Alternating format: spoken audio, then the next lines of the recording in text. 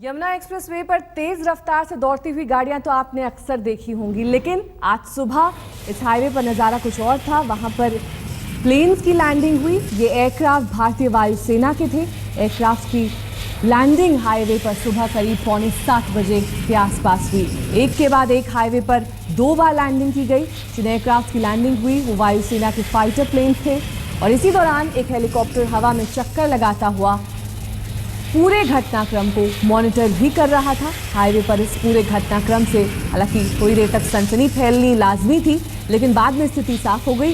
ये समझ में आना मुश्किल लग रहा था कि आखिरकार सेना के फाइटर प्लेन्स को एक हाईवे पर लैंड कराने की क्यों जरूरत पड़ रही है। हालांकि कुछ देर बाद ये बात साफ हो गई कि ये ना तो कोई इमरजेंसी लैंडिंग थी और ना ही कोई युद्ध जैसे हालात, बल्कि एक मॉक ड्रिल का हिस्सा था।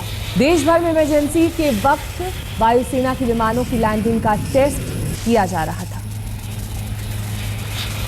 पहली लैंडिंग वायुसेना के फाइटर विमान की, दूसरी लैंडिंग भी कुछ इसी तरह से और तीसरी लैंडिंग उस हेलीकॉप्टर की जो उस पूरे घटनाक्रम को मॉनिटर कर रहा था। ये मॉक ड्रिल का हिस्सा था कि किस तरह से आपातकालीन स्थिति में इस तरह से इमरजेंसी लैंडिंग कराई जा सकती है। कुछ देर के लिए इस हाईवे को बंद करना पड़ा और इसकी वजह से लंबा जाम भी लगा।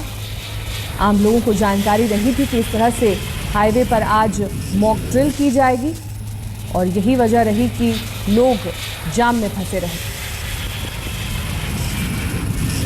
तो यमुना एक्सप्रेसवे आमतौर पर जाना जाता है आगरा तक कम समय में दूरी तय करने के लिए, लेकिन आज वहां पर नज़ारा कुछ अलग था।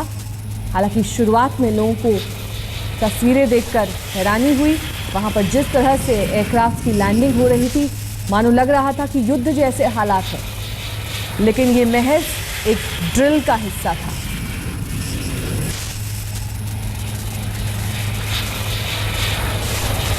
दो अलग अलग तरह के फाइटर प्लेन्स वायुसेना के और तीसरा एक हेलीकॉप्टर।